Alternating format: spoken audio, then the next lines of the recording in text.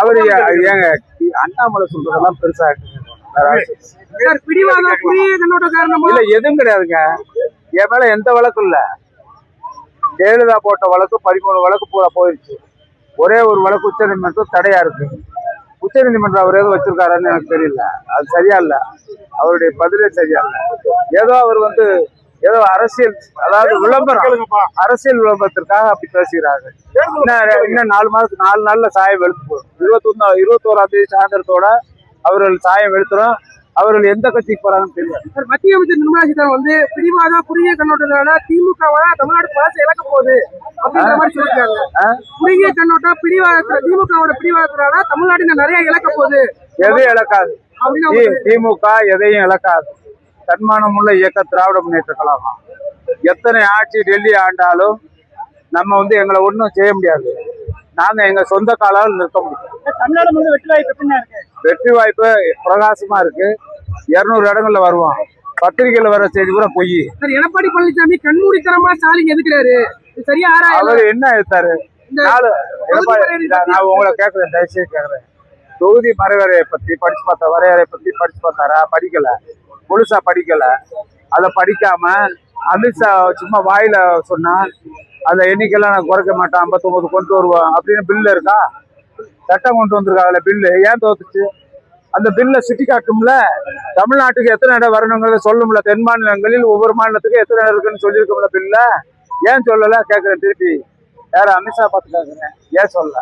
அதே நேரத்துல என்ன சொல்றாங்க அப்படின்னா, இது பெண்களுக்கான இடஒதுக்கீடு திமுக பெண்களுக்கான இடஒதுக்கீடு 3 வருஷம் 4 வருஷம் ஆச்சு. இவங்க நிறைவேற்றணும்னா நிறைவேற்றிருக்கலாம் மோடி. இது வரைக்கும் ஏன் காலம் தாழ்த்தாரு? அவர் மேல நான் அக்யூஸ் பண்றேன். இது ஏற்கனவே வந்த பில்லு, அதை கொண்டு வந்திருக்கலாம்ல. ஏன் கொண்டு வரல? இப்ப கொண்டு வர வேண்டிய அவசியம் என்ன இருக்கு? நாங்க தான் ஆதரிக்கணும்ல. பெண்களுக்கான இடஒதுக்கீடை கொண்டு வந்தது வரை முத்தமிழறிஞர் கலைஞர் உள்ளாட்சியில கொண்டு வந்தாரு. இன்றைக்கு தளபதி ஸ்டாலின் 50% உள்ளாட்சியில கொண்டு வந்திருக்காரு.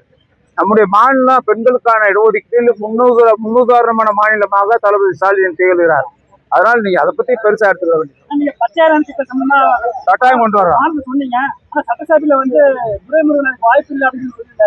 அவர் இப்ப நீ வரும்ல புதிய மந்திரி சபை அறிவிக்கும். சரி, 8 மணிக்கு பிரதமர் மோடி நேரடியாக சந்திக்கிறேன்னு சொல்லியிருக்காரு. இந்திய மக்களை என்ன எதிர்பார்க்கலாம்? என்ன வேணாலும் சந்திக்கட்டும், நமக்கு என்ன இருக்கு? எல்லாருக்கும் எல்லாம் இருக்கணும். தென்மாநிலத்துல உரிமைகள் அவங்க மாநிலத்துக்கு கொடுக்கக்கூடிய நிதிகள், ஆதாரங்கள் இவைகள்லாம் முறையா வழங்கப்படணும். அவங்க என்ன நினைக்கிறாங்கன்னா, தென் மாநிலத்துல தமிழ்நாட்டை அரசியல்ல வர முடியலங்கிற காரணத்துக்கு அரசியல்ல வஞ்சனை செய்து வருகிறார்கள். மாநிலத்துக்கு கொடுக்க வேண்டிய நிதிகளை கொடுக்காமல் தமிழ்நாட்டு மக்கள் வயிற்றில் அடிக்கிறார்கள். அவர்தான் பழனி முருகன் கோயில் 2வது ரோடு கடப்பிலே இருக்கு. அது ஆட்சி வந்த உடனே அது செய்யலாங்க. அதெல்லாம் நல்லா பள்ளிக்கு நல்லா செஞ்சிடலாங்க. முருகனுக்கு என்ன வேணுமோ பண்ணி கொடுக்கலாம். பழனி மாவட்டம் அது முதலமைச்சர் தான் முடிவு செய்யணும். உங்களுக்கு தெரியாதுல்ல. நான் ஏற்கனவே சொல்லியிருக்கேன். கொடைக்கானலும் பழனியும் தான் 2 சப்டிவிஷன். மொத்தம் திண்டுக்கல் சப்டிவிஷன் 3 தான். 3 சப்டிவிஷன் இருக்கு. திண்டுக்கல், பழனி, கொடைக்கானல்.